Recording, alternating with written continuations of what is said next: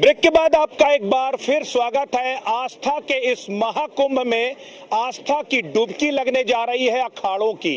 अखाड़े सालों से इंतजार करते हैं इस पावन मौके का, जब अमृत स्नान के लिए सारे अखाड़े पूरे लाव लश्कर से शाही अंदाज में, राजसी अंदाज में निकलते हैं। लेकिन ये अखाड़ों का ये अमृत स्नान अपने आप में किसी बड़ी चुनौती से कम नहीं होता। आखिर अखाड़ों का ये जो अमृत स्नान होता है, ये इतना बड़ा आकर्षण क्यों है, इसको भी समझेंगे। और हमारे साथ वेद मूर्ति आचार्य पवन दत्त मिश्र भी इस वक्त हमारे साथ मौजूद हैं, उनसे समझने की कोशिश करेंगे। निरंजनी अखाड़े से जुड़े हैं आचार्य जी, और ये जो अखाड़ों का अपना जो है इतिहास है, अखाड़ों का आकर्षण है अमृत स्नान, ये क्यों इतना खास होता है? आचार्य जी, पहले तो न्यूज़ वन इंडिया में आपका बहुत बहुत स्वागत है। और चूंकि आपका वो पावन मौका है जिसका बेसब्री से इंतजार करते हैं आप सब लोग, और ये तो 144 साल बाद ये दिव्य मुहूर्त बन रहा है। मुझे नहीं लगता कि कोई दोबारा इस पावन पल का साक्षी बन पाएगा। तो किस तरीके से तैयारियां और कितना भावुक कर देने वाला ये पल होता है आप लोगों के लिए?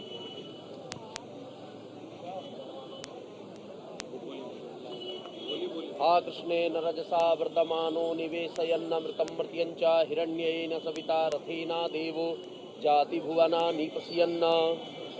सबसे पहले मैं बधाई देना चाहता हूँ मकर संक्रांति की। मकर संक्रांति का ये जो पावन अवसर है, ये प्रयाग प्रसिद्ध है, और प्रयाग में मकर संक्रांति का स्पर्श भी व्यक्ति को धन्य करता है, सभी जीवों को धन्य करता है। और मुझे अच्छा लगा इस चैनल के माध्यम से कि आप प्रयाग नगरी कुंभ को अपनी आंखों से देख पा रहे हैं दूर दूर तक। और श्री ब्रजेश जी भैया जी हमारे साथ में हैं, और आपने तो पूरे कलाकृति को ही बिल्कुल परिवेश में बदल करके प्रयाग की जो छवि है उसको क्या दिखाया है महत्वपूर्ण दृष्टि से। तो मैं सबसे पहले बताना चाहूँगा कि मकर संक्रांति का ये जो दिव्य पर्व है, पुराणों से लेकर के, वेदों से लेकर के, आप कहीं भी देखिए तो ये एक ऐसा अवसर और महापर्व आता है जिस महापर्व में हम सभी लोग गंगा यमुना का स्पर्श करते हैं। गंगे च यमुने चैव गोदावरी सरस्वती स्नान, ऐसा स्नान जो अमृतमयी स्नान होता है। और सबसे महत्वपूर्ण स्नान ये है कि सूर्य 12 कलाओं में जाते हैं। जब सूर्य 12 कलाओं में जाते हैं, उनके 12 कला पूर्ण होती हैं, तब जाकर के 12 12 12 इस तरीके से हर 12 वर्ष को जोड़ करके 144 वर्षों बाद एक ऐसा कुंभ पड़ा है जो हम लोगों के जीवन में, जो अभी के जीवन है, मुझे लगता है कि हम लोगों के जीवन का प्रथम है और लास्ट भी है। तो इस वजह से ये प्रयाग की धरती, पावन धरती, गंगा की रेती जो सब कुछ देती है, लेकिन कब? जब आस्था का सैलाब, जैसे आप सब लोग देख रहे हैं, इस आस्था के संचार और सैलाब से आस्था की डुबकी करने के लिए, आस्था की डुबकी लगाने के लिए, गंगा पान करने के लिए, गंगा दर्शन करने के लिए, संगम तट पर एक मनोहर दृष्टि के द्वारा माँ गंगा का, यमुना का, सरस्वती का दिव्य अवलोकन करने के लिए जब हम धारणा बना करके धैर्य के साथ में, आस्था के साथ में, श्रद्धा विश्वास के साथ में जब हम डुबकी लगाते हैं, वह एक अवसर, ऐसा अवसर होता है जो हमारे जीवन को नित्य अलौकिक चैतन्यता प्रदान करते हुए ऊर्जा से संपूर्ण करता है। महत्वपूर्ण विषय यह है कि मकर संक्रांति का जो ये पर्व है, ये स्नान दान के लिए महत्वपूर्ण बताया गया। शास्त्रों ने कहा है कि आज के दिन जो ब्रह्म मुहूर्त से लगा करके पूरे दिन, जब तक मकर में सूर्य रहते हैं, मकर के सूर्य तो हो ही जाते हैं, लेकिन जैसे ही लगते हैं उनका स्पर्श होता है उस राशि पर, जब कोई भी व्यक्ति चाहे कितना भी नीच कर्म करता हो, चाहे कितने भी पाप कर्म करता हो, चाहे कितने भी अपहृत कर्म करता हो, लेकिन जैसे ही गंगा यमुना सरस्वती का स्पर्श करता है, संगम तट पे जाकर के वस्त्र उतारता है, निश्चित रूप से जो परिवेश होता है, जो हवा होती है, जो वातावरण होता है, गंगा जी की जो भाप होती है, वो जैसे ही स्पर्श करती है, आप ये मानिए उसी दिन से सारे पाप, उसी क्षण से, उसी मिनट से सारे पाप नष्ट हो जाते हैं और हम अलौकिकता की तरफ चले। आचार्य जी, ये तो आम श्रद्धालु के लिए कहते हैं कि आपने आस्था की एक डुबकी लगाई और आपको पुण्य की प्राप्ति हो गई, लेकिन जो अखाड़े हैं, संत मनीषी हैं, वो अखाड़े भी बेसब्री से इंतजार करते हैं, उनके लिए और ज्यादा पावन मौका है। क्योंकि हम लोग तो लंबे समय से हम लोगों ने जो है सनातन परंपराओं को देखा है और कवर किया है। तमाम ऐसे संत मनीषी हैं जिन्होंने 12 साल तक स्नान किया ही नहीं। वो कहते सिर्फ और सिर्फ खाली संगम में आकर के वो स्नान करते हैं और वो कहते हैं तृप्त हो गए, अगले संगम में स्नान करेंगे। इतना महत्वपूर्ण क्यों है आप लोगों के लिए अमृत स्नान? बताया गया ब्रह्माज्यानाम प्रथमम पुरस्ताद विसीमतः सुरुचो वेन आवह श्रावुधनिया उपमा अस्य विष्ठाः सतश्चजो निमा सातश्च विवाह। जो 100 वर्ष तक प्रतीक्षाएं करते हैं वो संत होते हैं। जो उस योग लगन गृहवार तिथि सकल भय अनुकूल, रामचरितमानस कहता है कि भगवान राम एक दिन पहले भी जन्म ले सकते थे, एक दिन बाद भी जन्म ले सकते थे। भगवान के लिए कोई जन्म लेने का कोई अवसर नहीं होता, जब आएंगे तब नक्षत्र और सिद्धि योग होते। लेकिन भगवान ने उस लगन की, उस तिथि की, उस गणना की प्रतीक्षा की और प्रतीक्षा करने के बाद में उस घड़ी में उन्होंने जन्म लिया। तो ये जो घड़ी आई है ये संतों के लिए इसलिए महत्वपूर्ण है। प्रत्येक संत को, जो मनीषी हैं, ऋषि हैं, महर्षि हैं, उन सभी विद्वान जनों को ये पता है कि इस क्षण का स्पर्श करने मात्र से हमारा कई कई जन्मों तक का जीवन संपन्न हो जाएगा, आनंद हो जाएगा। हम परस्पर भगवान भगवत प्रेम से प्रीति करने के अधिकारी बन जाएंगे। ये अधिकार है संतों को। इस क्षण का अधिकार लेने के लिए वो कई वर्षों से कंदराओं में रह रहे हैं।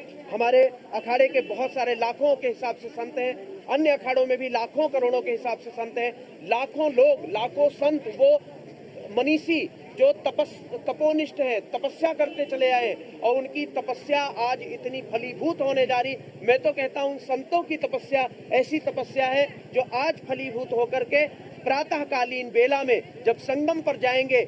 और एक चीज और बता दूं, माँ, एक छोटी सी दृष्टांत आता है कि दो कन्या सड़क पर बैठी हुई गंगा की रेती को उलचा रही थी। तो एक मनीषी ने पूछा, महर्षि ने कहा कि हे कन्याओं, तुम दोनों ये इस तरीके से गड्ढा खोद करके तुम क्यों उलझा रही हो? तो उन्होंने कहा कि हम प्रतीक्षा कर रहे हैं कि कुंभ आए और उस कुंभ में ऋषि महर्षि संत गण आए, जिनको स्पर्श करके हम सुखी हो जाएं और हम शांत हो जाएं। क्योंकि पूरे जनमानस के लोग यहाँ आते हैं, संगम स्नान करते हैं, अपना पाप छोड़ करके चले जाते हैं, हम काले पड़ जाते हैं, हमारे ऊपर पूरी धरती का भार हो जाता है। लेकिन जब ऐसे संत महंत आते हैं, ऐसे लोग डुबकी लगाते हैं आकर के, उस दिन हम अपने आप को सहज महसूस करते हैं। अच्छा आचार्य जी, सबसे बड़ी बात होती है श्रृंगार एक ऐसा शब्द है या ऐसा मायने, हर कोई श्रृंगार करता है। एक स्त्री जब घर से बाहर निकलती है, किसी आयोजन में जाती है, श्रृंगार करता है। एक पुरुष जब जाता है अपने तरह के श्रृंगार करता है। लेकिन जो संत मनीषियों का, खास करके नागा सन्यासियों का जो श्रृंगार है वो अपने आप में अद्भुत होता है। जब गंगा मैया की गोद में जाकर के जो है वो एक तरह से जो है अटखेलियां करते हैं, वो भाव विह्वल तरीके से डुबकी लगाते हैं, उसके बाद आकर के जो भभूत का श्रृंगार करते हैं, जो रुद्राक्ष का श्रृंगार करते हैं, वो अपने आप में अद्भुत होता है। जो है वो श्रृंगार के मायने क्या है, वो भभूत के मायने क्या है, और वो श्रृंगार देखने में अपने आप में हो सकता है किसी को अचरज लग सके, लेकिन उनके लिए उससे ज्यादा सुंदर वो कभी लगते ही नहीं है। अग्निरीति भस्म, वायुरीति भस्म, जलमिति भस्म, स्थलमिति भस्म, व्योमिति भस्म, सर्वगुं हवा इदम भस्म, मन एतानी चक्षुक गुंखी भस्मानी। जिसने भस्म से संधि कर ली, ये जो रज है ये भी भस्म है, वायु भी भस्म है। हर प्रकार से हम भस्म से इतर नहीं है। भस्म से जो संधि कर लेता है उसका मन एकाग्र हो जाता है। मन एकाग्रता और चित्त की एकाग्रता के लिए भस्म धारण की जाती है। वो भस्म धारण कौन करता है? जो संत होते हैं, जिनको आप उन संतों को भी दर्शन करेंगे जिन संतों ने कभी अपने शरीर पर एक धागा भी नहीं डाला, जो नागा साधु होते हैं, लेकिन वो भस्म डाल करके रहते हैं और गंगा जी में जाते हैं। पुत्र और माता की संधि का वह परिवेश वहां देखने को मिलता है जब वो संत जाकर के हटखेलियां करते हैं और माँ गंगा के आंचल में जाकर के अपने आप को सर्व सुखी महसूस करते हैं और ये जताते हैं कि माँ, हमने तो संसार छोड़ा था और आज हम तेरे आंचल में आकर के मुक्त हो रहे हैं, आनंद ले रहे हैं। वो आचार्य जी, वो वाकई में वो जो पल होता है वो पल आनंदित कर देने वाला होता है, आह्लादित कर देने वाला होता है। और जब अखाड़ों से आप लोग निकलते हैं, जब नागा सन्यासी निकलते हैं, तो जिस वेग के साथ निकलते हैं, यूं लगता है कि मानो एक माँ की आंचल में समा जाने के लिए एक पुत्र पूरी तरीके से जो है एक तरह से आतुर हो गया है। तो वो जो लम्हा होता है, वो फीलिंग क्या होती है, वो भावनाएं क्या होती हैं? वीर विक्रमादित्य महाराज, बहुत साल पहले की बात है, वीर विक्रमादित्य जी महाराज प्रयाग आए, कुंभ लगा हुआ था। उन्होंने देखा सभी साधु संत महंत लोग अपने अपने भगवान को लेकर के जा रहे हैं, गंगा जी में डुबकी लगा रहे हैं, यमुना जी में डुबकी लगा रहे हैं, आ रहे हैं। तो उन्होंने देखा कि साधु संत गंगा जी में जा रहे हैं, तो गंगा जी को उन्होंने, यमुना मैया को, गंगा मैया को खड़े होकर के देखा कि साधु संत जब आते हैं ना, तो उनके आंखें जो है भावुक होकर के उनके दर्शन कर रही, उनको देख रही। तो उन्होंने सोचा कि ये संत महंत पैदल चलने के अधिकारी नहीं है, तो उन्होंने हजारों वर्ष पहले, कई सौ वर्ष पहले उन्होंने रथों की व्यवस्था की, अपनी तरीके से रथ सजवाए, रथ सजवा करके उनमें साधु संतों को बिठाया और बिठा करके गंगा मैया के तट पर भेजा। कहा कि माँ गंगा, माँ यमुना, माँ सरस्वती अपने पुत्र को जब आंचल में लेती हैं, उन साधुओं को जिन्होंने त्याग किया हुआ है, जिन्होंने घर का त्याग कर दिया, संसार का त्याग कर दिया, अन्न का त्याग कर दिया, वस्त्र का त्याग कर दिया, सबका त्याग करके जब वो गंगा मैया के पास जाते हैं, जो सबको देती हैं, वो कहती मेरा पुत्र मेरी साधना में निरत रहता है, लगा रहता है, मेरी भक्ति में लीन रहता है। मैं इसको नीचे आते हुए देखती हूँ तो मुझे कष्ट होता है, क्योंकि यहाँ पर रेता भी ठंडा है, कभी कभी किसी के कंटक लग जाते। तो विक्रमादित्य, इनकी रथ की व्यवस्था करो। वही परंपरा चलती चली जा रही। जब रथ से आभा मंडल उनका चमकदार होकर के निकलता है, जब वो जाते हैं वहां पर और जाकर के गंगा मैया में स्नान कर देते हैं, तो एको हम द्वितीयो नास्ति, माँ और पुत्र एक हो जाते हैं। अच्छा, सबसे बड़ी बात है ये मौका अपने आप में बेहद अहम होता है। जो कुंभ है ये 45 दिनों तक कुंभ चलेगा, लेकिन ये 45 दिनों तक चलने वाला महाकुंभ जो है, ये जो 3 अमृत स्नान है, ये 3 अमृत।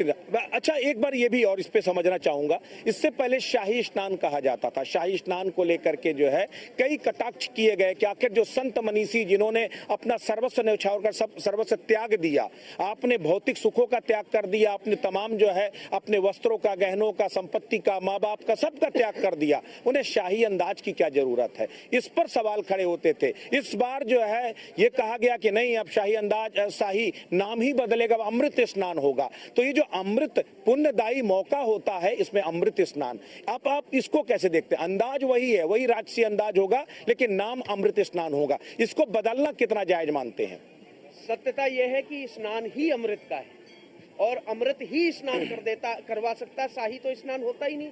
शाही तो शौक होते हैं। और हमारे सनातन परंपराओं में, सनातनियों में तलाक और डाइवोर्स नाम का कोई शब्द नहीं, शब्दों का ही महत्व है। आयुड़ रिलुक एवं आयाउ छेवरट लड़े मगड़न जबे गड़दत जब गड़दत खप चटत चटतव कपय ससर हल। भगवान के डमरू से डमरू बजा, उसमें से 14 सूत्र निकले, उसमें कोई शाही शब्द नहीं निकला। संतों ने विचार किया, विमर्श किया, कहा कि शाही शब्द हमारे सूट नहीं करता है, क्योंकि हम तो, हमारे यहाँ जो गृहस्थ लोग भी होते हैं वो एक ही पत्नी को रखते हैं, उन्हीं से जितने बच्चे होते हैं उनका पालन करते हुए अपने बुढ़ापे तक के सफर को पार करते हैं। इसलिए शाही स्नान, शाही तो शौक होते हैं। किसी ने रखा होगा, अपनी बात थोपी होगी, उसको हटा करके स्नान तो अमृत ही हो सकता है। और पूरे जनमानस, गंगा मैया केवल साधु संतों की नहीं है, साथ में उस जनमानस को भी माँ गंगा बुलाती हैं। और जिसको माँ गंगा यमुना संगम तट पर बुलाती हैं, वो अपने घर से निकलता है और गंगा मैया को स्पर्श करके जाता है, तो शाही तरीके से थोड़ी ना आता है, वो भी अमृत स्नान करने आता है। इसलिए उन्होंने शब्द का नाम परिवर्तन किया, जो वास्तविक। अच्छा, अखाड़ों का जो स्नान है उनके क्रम निर्धारित होते हैं, अखाड़े अपने अपने क्रम में स्नान करते हैं, लेकिन कहते हैं वो जो समय होता है एक तरह से डेंजर जोन है। वहां पर कहते हैं कि आम जनमानस जो है वहां से पूरी तरीके से दूर रहे, क्योंकि जब अखाड़े निकलते हैं पूरी तरीके से तो एक तरह से मर्दन करते हुए निकलते हैं। वहां कुछ भी होता है, वो सारी चीजें जो है आप एक तरह से आघात लग सकता है।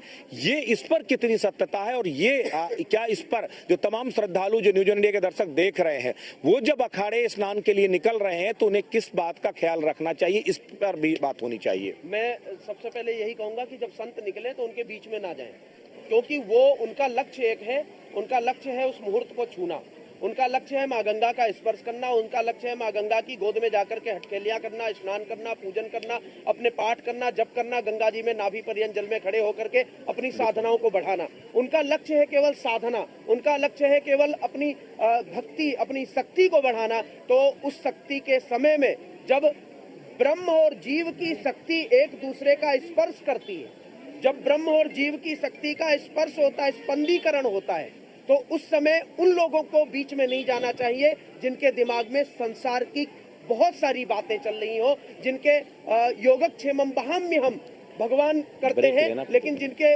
मन में यह चल रहा हो कि मैं सब कर रहा हूँ, मुझे ये व्यवस्था करनी है, स्नान के बाद में ऐसा करना है, उनको वहां बीच में नहीं जाना चाहिए, क्योंकि उनकी विभक्ति अलग है और जीव और परमात्मा की शक्ति वहाँ एक होती है। इसलिए वो केवल वो जीव, जो जीव संत रूपी जीव हैं, वो केवल परमात्मा को देखते हैं, इसलिए उनको बीच में नहीं जाना चाहिए जो संसार के बारे में ज्यादा सोचते हैं।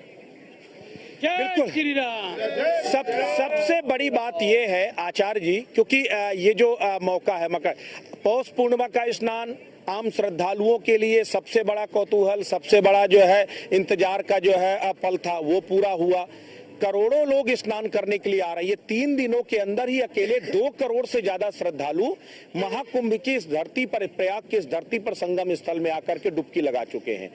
कल जो बड़ा मौका है इसमें और यहाँ पर श्रद्धालुओं का रेला उमड़ेगा। आखिर ये अपने आप में दुनिया के लिए कौतूहल है कि इतनी बड़ी आबादी, इतना बड़ा जन सैलाब आखिर आता कैसे है, जाता कैसे है, रुकता क्या कहाँ है, खाता क्या है, वो तमाम बड़े सवाल हैं। आप सोचिए अगर 10,000 की व्यवस्था में जगह 10,000 की जगह में अगर 10 लाख लोग आ जाएं तो आपकी हालत खराब हो जाती है, और यहाँ कई करोड़ों लोग आ जाते हैं, तो ये होता कैसे है। अभी मैं घाना के राष्ट्रपति जो जॉन महामा है उनकी शपथ ग्रहण था, उसमें गया हुआ था। उन्होंने बुलाया था, एक धर्मगुरु होने के नाते मैं वहां गया था, उन्होंने बुलाया था निमंत्रण पे, तो उनके निमंत्रण पे हम गए थे। उधर से जब हम आए तो एक ही फ्लाइट में कम से कम 30 से 40 लोग आए जिन्होंने मुझे अपने परिवेश में देखा, सनातनी वेश में, और मेरे से मिलने आए। इथोपिया एक देश पड़ता है, वहां रुकते थोड़ी देर, तो उन्होंने कहा कि हम प्रयाग कुंभ आ रहे हैं। मैंने कहा आपको निमंत्रण किसने दिया? तो कहा कोई नहीं, हमारे पूर्वज जाया करते थे और आज भी हमने उस परंपरा को बनाए रखा है। हम वहां जाकर के हम मकर संक्रांति को जब भी कुंभ पड़ता है तो हम जरूर जाते हैं। उनको किसी ने निमंत्रण नहीं दिया, उनको तो माँ गंगा का बुलावा आया है, उनको तो संगम का बुलावा आया है, और उनके पुण्य कर्म इतने जागृत यहाँ जितने लोग खड़े हैं या जो इस प्रयाग कुंभ में आए हैं, मैं उनको देवता मानता हूँ। इसलिए मानता हूँ क्योंकि उनके पुण्य जागृत हुए हैं, जो संगम तट ने उनको बुलाया है और खींचा है उनको घर से, उनको अपने गांव से, उनको अपने शहर से, उनको अपने मोहल्ले से बुला करके लेकर के आई है वो माँ गंगा। इसलिए ये जन सैलाब कह लो, वाकई में ये स्वतः स्फूर्त चलने वाला मेला है, इसमें किसी को आमंत्रण की जरूरत नहीं है। और उसके बाद भी उत्तर प्रदेश के मुख्यमंत्री ऐसे हैं जिन्होंने पूरी दुनिया में आमंत्रण भी दिया है कि आप अपने आप तो आइए, लेकिन हम आपको आमंत्रित कर रहे हैं, आइए और सनातन के साथ हमारी व्यवस्थाएं भी देखिए। इस आस्था के महाकुंभ की इस महापेशकश को लगातार जारी रखेंगे, लेकिन मौका है एक छोटे से ब्रेक का, और ब्रेक के बाद वापस लौटेंगे।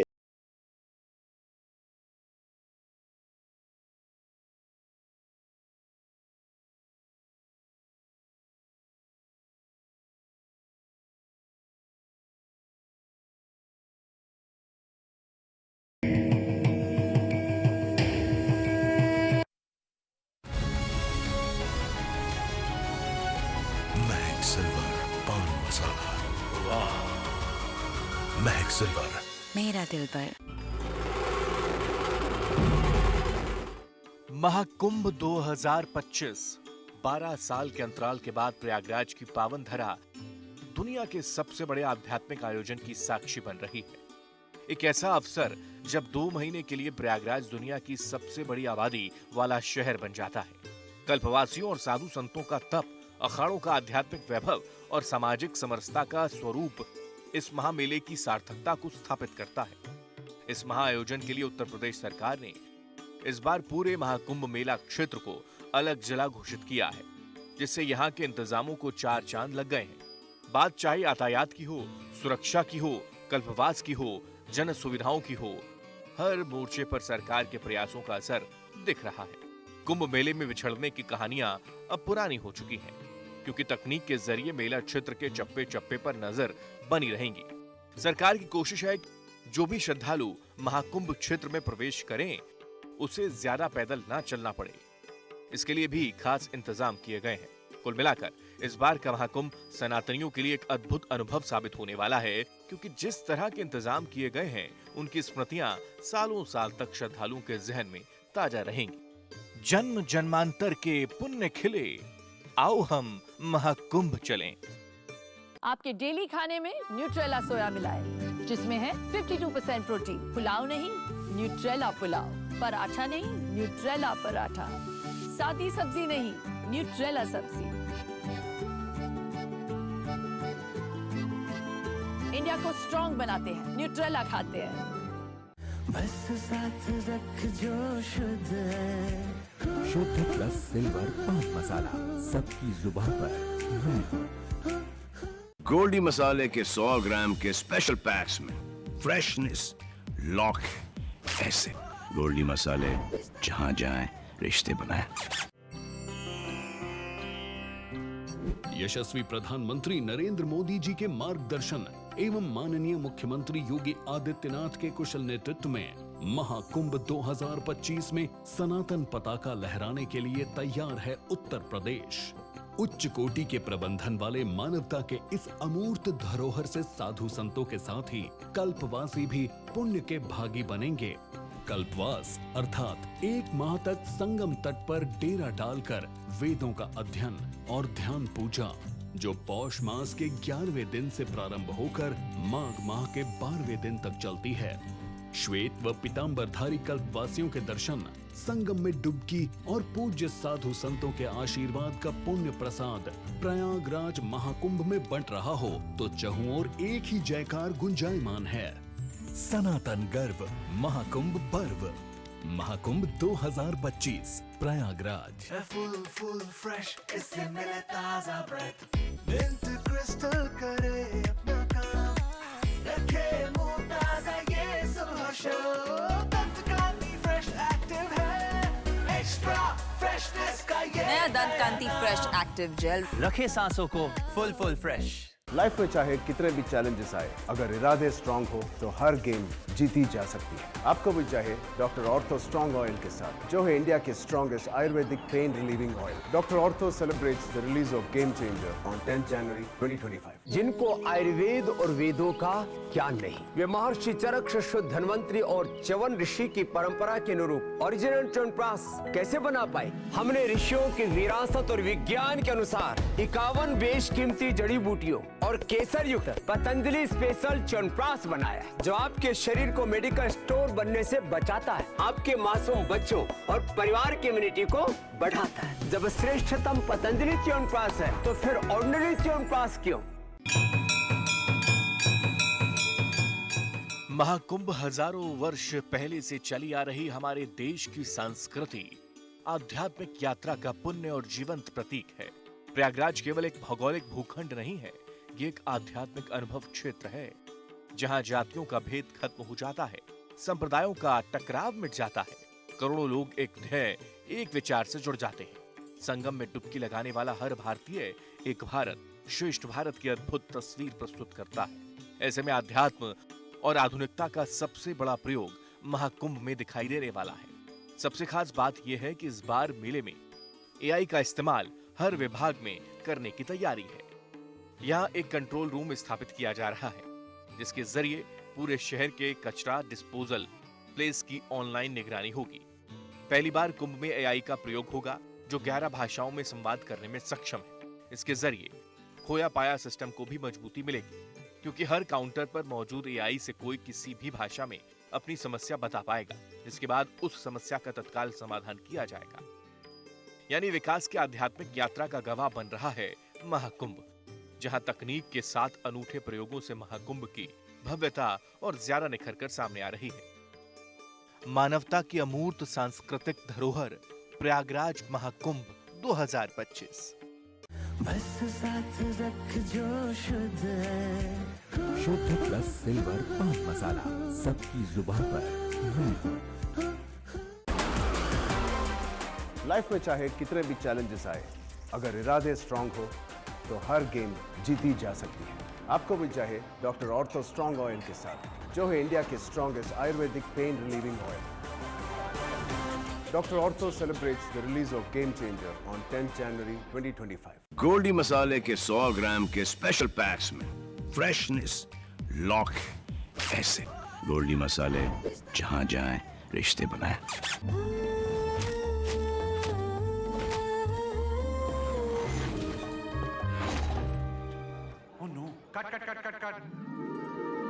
Ma'am are you okay?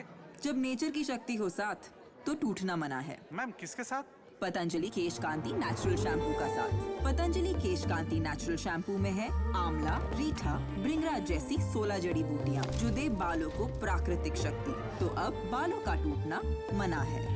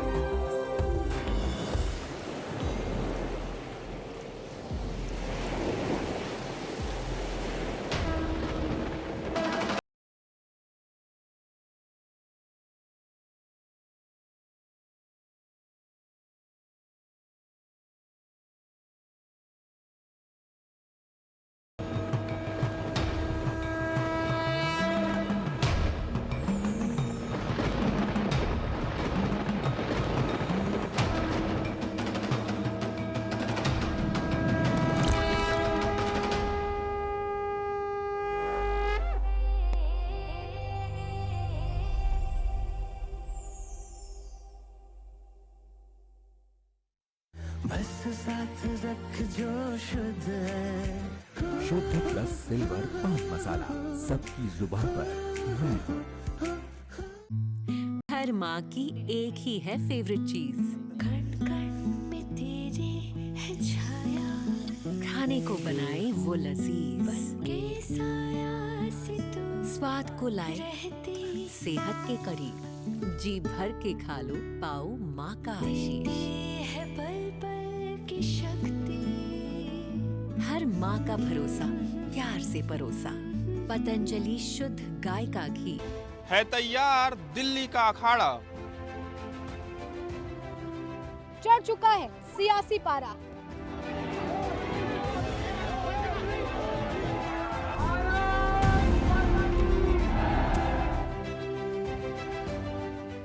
तेज होने लगा वार पलटवार।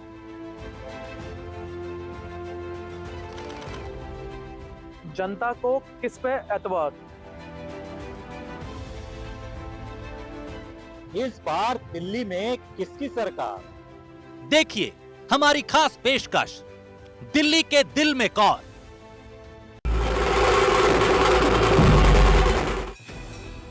बारह साल बाद आई पावन बेला।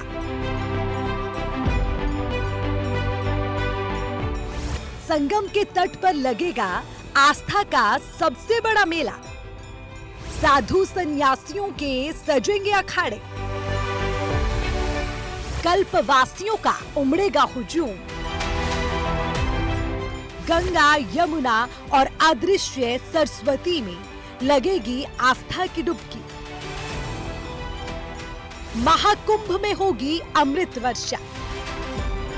देखिए न्यूज़ वन इंडिया की सबसे बड़ी पेशकश, आस्था का महाकुंभ, सिर्फ न्यूज़ वन इंडिया पर। मैंने देखा है खबरों का बदलता हुआ मिजाज। मैंने देखा है मीडिया का बदलता हुआ अंदाज। मैंने सच का झूठ और झूठ का सच होते हुए देखा है। अखबारों से लेकर टीवी चैनलों का हर शोर सुना है मैंने।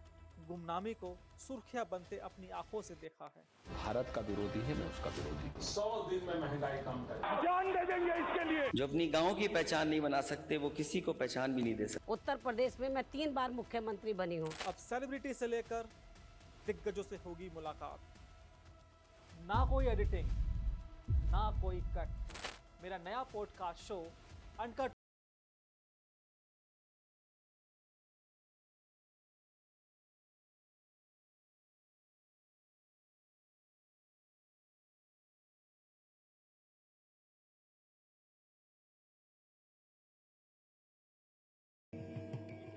ब्रेक के बाद आपका एक बार फिर स्वागत है। आस्था के महाकुंभ की सबसे बड़ी पेशकश लगातार जारी है। अखाड़ों का अमृत स्नान होने में अब बस कुछ ही वक्त बचा है। मकर संक्रांति का जो पावन मौका है उसमें सनातन परंपरा के सभी 13 अखाड़े बारी बारी से अमृत स्नान करेंगे और अमृत स्नान का पूरी दुनिया साक्षी बनेगी। और सबसे बड़ी बात यह है कि न्यूज़ वन इंडिया की मेगा टीम इसकी पल पल की कवरेज कर रही है और पल पल की तस्वीरें अपने दर्शकों तक लेकर के जाएगी। और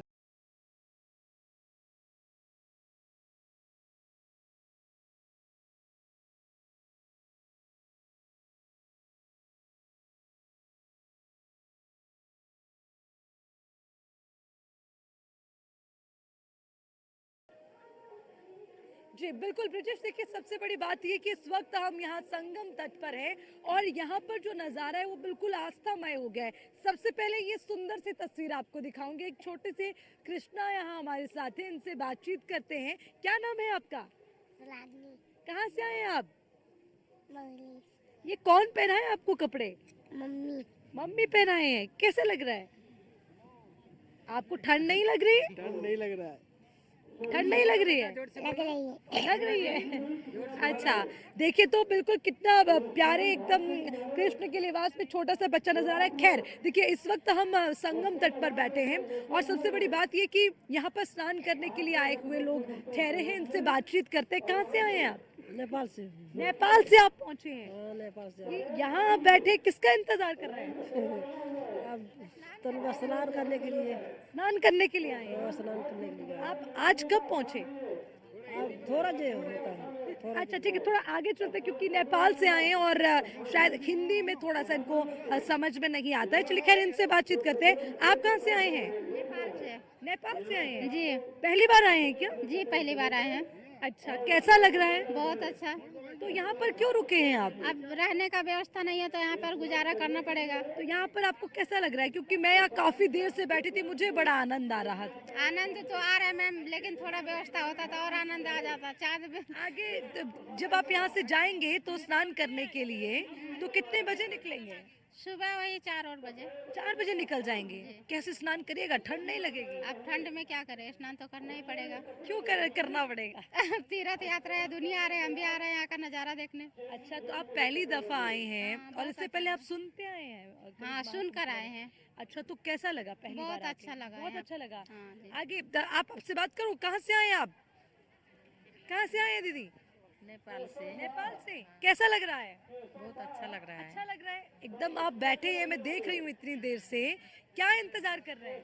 अब यही गंगा मैया के अब कुंभ हम नहा लेंगे तो कल चल जाएंगे। अच्छा, तो आप यहाँ स्नान करने के लिए नेपाल से पहुँचे? हाँ जी हाँ, कुंभ के मेला है ना, महाकुंभ मेला है, इसीलिए। आपका नाम क्या है?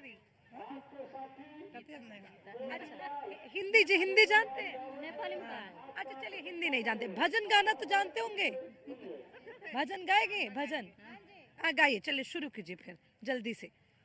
गौरा पीसली बांगे पिसागे अंगूरी, गौरा पीसली बांगे पिसागे अंगूरी, गौरा पीसली बांगे पिसागे अंगूरी, भोला पीटे कपार गौरा मिले पगली, भोला पीटे कपार गौरा मिलल पगली, हम ते पापा घरे रहली, हम ते मैया के दुलारी, भोला तोरे घरे आके बनली पगली, भोला तोरे घरे आईली बनली पगली, भोला पीर घरे आईली बनली पगली।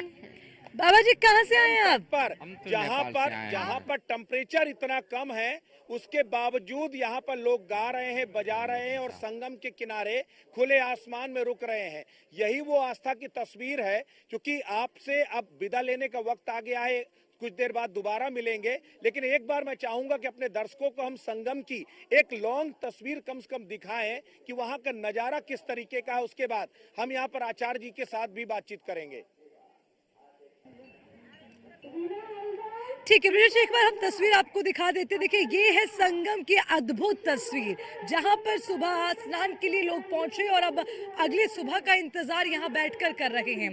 इस गंगा किनारे बैठकर लुत्फ उठा रहे हैं इस अद्भुत नजारे का। तो ये देखिए, ये तस्वीरें आपको दिखा रखे हैं, ये अद्भुत तस्वीरें हैं संगम घाट की, ये संगम तट की तस्वीरें हैं। और देखिए, यहाँ पर श्रद्धालु हैं, बड़े आनंदमय नजर आ रहे हैं। मेरे पीछे अगर आप देख पाएंगे, यहाँ पर बिल्कुल आस्था में सरोवर और इंतजार कर रहे हैं कि कल अमृत स्नान का दिन होगा। सुबह 4 बजे यहाँ से रवाना होंगे, आस्था की डुबकी लगाएंगे, अपनी आत्मा को शुद्ध करेंगे। तो साफ तौर पर उसी का इंतजार यहाँ पर हो रहा है। ब्रिजेश, ये तस्वीरें अपने आप में बहुत अद्भुत हो जाती है जब लोग आते हैं। जुड़ने के लिए बहुत बहुत शुक्रिया। और अब हम चूंकि आचार्य जी के साथ भी चलेंगे। आचार्य जी, सबसे बड़ी बात यह है कि अभी अर्चना हमारी तस्वीर दिखा रही थी कि किस तरह से संगम नगरी पे महिलाएं खुले आसमान के नीचे बैठ के भजन गा रही हैं, किस तरीके से अब उस मौके का लुत्फ उठा रही हैं। कह रही हैं ये स्वर्णिम पल है, इसके हम साक्षी बन जाएं, इससे बड़ा सौभाग्य और क्या होगा। आस्था में इतनी ताकत आती कहाँ से है? सबसे पहले समृद्धम सौभाग्यम सकल वसुधाया किमपि तन्। मैया गंगा खुद एक आकर्षण है और ज्ञान की देवी है। माँ यमुना भक्ति की देवी है।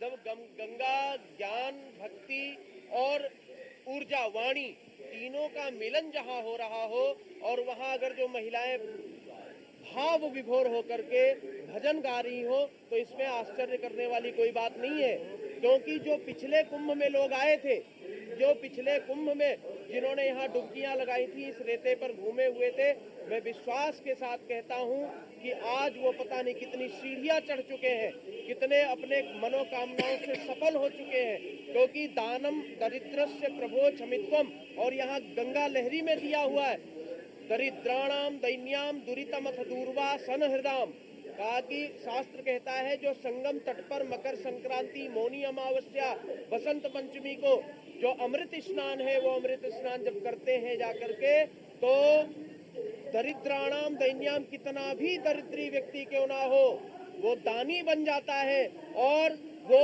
यथार्थ भाव से उसके सारे मनोरथ सिद्ध होते हैं जो एक मनुष्य जीवन में चाहिए होता है। इसलिए त्रिवेणी संगम तट पर जो भजन गाए जा रहे हैं, वो भजन यहाँ की भूमि को तो आनंदित कर ही रहे, ये भजन पूरे देश को, पूरे भारतवर्ष को आनंदित कर रहे हैं। और यहाँ पर आने वाला प्रत्येक श्रद्धालु जिसके पुण्य उदय हुए हैं, वो भी समस्त रूप से पूरे विश्व के लिए एक डुबकी ही लगाकर सबको आनंदित। आचार्य जी, सबसे बड़ी बात यह है कि ये श्रद्धालुओं के लिए तो ये अपने आप में कौतूहल की बात है ही है, लेकिन जो नए नागा सन्यासी है, जो सन्यास की तरफ बढ़ रहे हैं, जिन्हें सन्यास यहाँ पर दिया जाएगा, क्योंकि ये कुंभ का मौका भी होता है जब नए सन्यासी बनाए जाते हैं, नए नागा सन्यासी को दीक्षा दी जाती है, वो भी इस अमृत पल के साक्षी बनेंगे। उनके लिए क्या ये एक पाठशाला की तरह नहीं होता, ये जो है कि जो सनातन की उस परंपराओं को, उस वेद ऋचाओं को समझते हैं, उनको अनुकरण करते हैं और उस तरफ आगे बढ़ते हैं, तो ये एक पाठशाला है अपने आप में, जो है ये अमृत जो स्नान होता है। ये तो कुंभ स्नान को मैं मानता हूँ कि जैसे पीएचडी पाठशाला की शुरुआत तो होती है। आप देख रहे होंगे उन छोटे छोटे बच्चे जो नागा बनते हैं, जो संत बन जाते हैं, जिन्हें वैराग्य हो जाता है, वैराग्य की जो उत्पत्ति हो जाती है जिनके हृदय में, परस्पर भावनाओं से युक्त होकर के भगवान के सायुज्यता और सामीप्यता जिनके फलस्वरूप प्राप्त हो जाती है, निश्चित मान लीजिए वह परिवेश हमारे इस गुरुकुल परंपराओं को, और यहाँ से ये ऐसी परंपरा है, ABCD से लगा करके MA BA BSc सब लोग पढ़ने वाले जितने भी लोग होते हैं, एक समय पर उनको इनके सामने, इन साधुओं के सामने, संतों के सामने बैठ करके उनसे ज्ञान लेने की आवश्यकता पड़ती है। क्यों? क्योंकि परिवार चलाना, सब कुछ अपने नियम संयम को करना, ये सब अलग बात है, लेकिन जहाँ राष्ट्र का, माँ गंगा का, माँ यमुना का, माँ सरस्वती का सानिध्य की बात आती है, तो सबसे पहले वही साधु संत गुरु वेश में आपको आकर के निश्चित रूप से वह पाठ्यक्रम पढ़ाते हैं कि हमें माला घुमानी किधर से, हमें डुबकी लगानी कैसे, हमें प्राणायाम करना कैसे, गंगा जी में घुसते हुए बोलना क्या है, गंगा जी में संकल्प लेना क्या है, संगम स्नान से पहले हमें कहना क्या है, डुबकी लगाते वक्त माँ से बोलना क्या है। ये बहुत सारी चीजें हैं जो हम सब श्रद्धालुओं को, जो पूरे जनमानस को जाननी आवश्यक होती है। अच्छा, जब एक आम जनमानस, आम श्रद्धालु माँ गंगा में स्नान करता है तो दान स्वरूप देता है, ताकि वो जो है दान के रूप में एक तरह अपना संकल्प ज्ञापित करता है। जब एक सन्यासी, जब एक संत जो है, जब एक जो है नागा सन्यासी माँ गंगा में स्नान करता है, तो क्या वो भी कोई संकल्प ज्ञापित करता है? क्या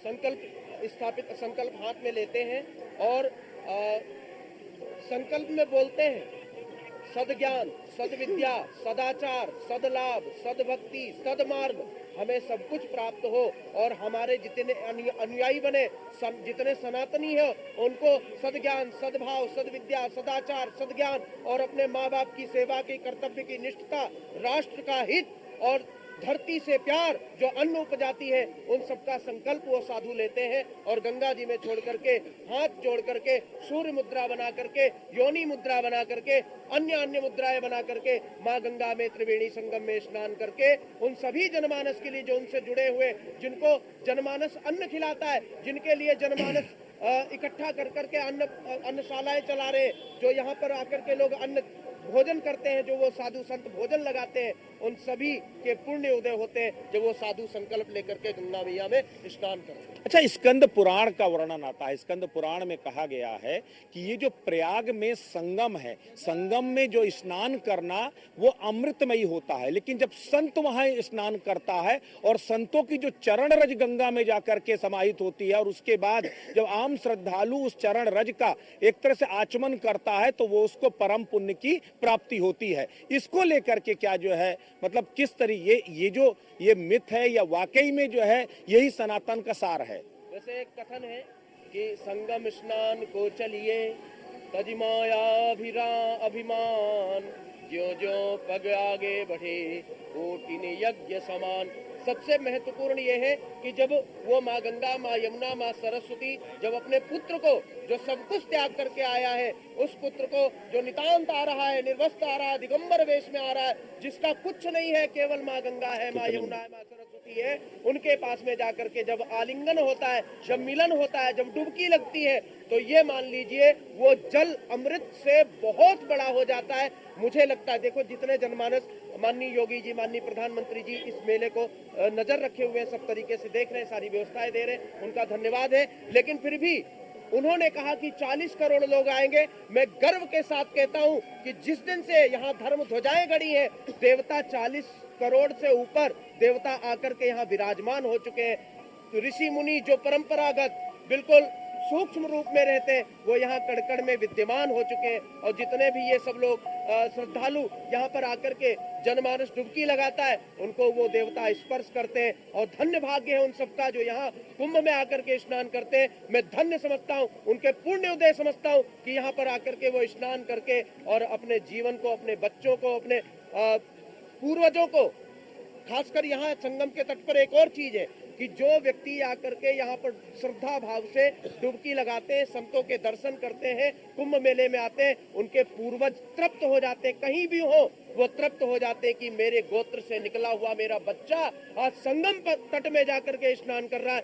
मेरे से ज्यादा सौभाग्यशाली कोई नहीं है, क्योंकि ये मेरे गोत्र में जन्मा हुआ बच्चा है। इसलिए श्रद्धा और भक्ति। सबसे बड़ी बात यह है कि कहते हैं, जो धर्म शास्त्रों में वर्णित है कि आप 1000 अश्वमेध यज्ञ करा लीजिए, 100 वाजपेयी यज्ञ करा लीजिए, 1 लाख बार आप पूरी पृथ्वी की प्रदक्षिणा कर लीजिए, लेकिन इन सब से अलग अगर एक बार आपने महाकुंभ में स्नान कर लिया तो आपको उतना पुण्य प्राप्त हो जाता है। तो ये पुण्य के अर्पित करने के लिए क्या कुछ करना चाहिए एक श्रद्धालु को? सबसे पहले तो हमें अपने मन को, जो हमारा मलिन मन है, उस मलिनता को दूर करना चाहिए जितना हमसे हो सके। हमें ईर्ष्या, द्वेष, दंभ, कपट, छल और छिद्र को दूर करने का प्रयास करना चाहिए। किसी से हमें ईर्ष्या नहीं होने चाहिए। उस समय गंगा स्नान जाते वक्त, संगम स्नान जाते वक्त हमारे मन में ये होना चाहिए कि हम सभी जितने भी मलिनता है उनको दूर करके हम अपने शरीर को भी पवित्र करने जा रहे हैं, हम मन को भी पवित्र करने जा रहे हैं, हम अपनी वाणी को भी पवित्र करने जा रहे हैं। जब ये पवित्रीकरण चारों दिशाओं से हमारे अंदर होता है तो हमें ये महसूस होता है कि हमारा हृदय पवित्र हो रहा है। और उस हृदय में माँ गंगा, माँ यमुना, माँ सरस्वती, हनुमान जी महाराज और प्रयाग में स्थित जितने भी देवी देवता हैं, सब उनका स्पर्श करके उस व्यक्ति को धन्य करते हैं जो साधु संतों के दर्शन करते हैं, जो गंगा। बिल्कुल सच है। पवित्रता के इसी भाव के साथ संतों, सन्यासियों के साथ साथ आम श्रद्धालु भी संगम में आस्था की डुबकी लगा रहा है। और अब अखाड़ों का स्नान शुरू होने में बस कुछ ही वक्त बाकी है। न्यूज 1 इंडिया पर आस्था के महाकुंभ की ये महा कवरेज लगातार जारी रहेगी, लेकिन अभी के लिए बस इतना ही। नमस्कार।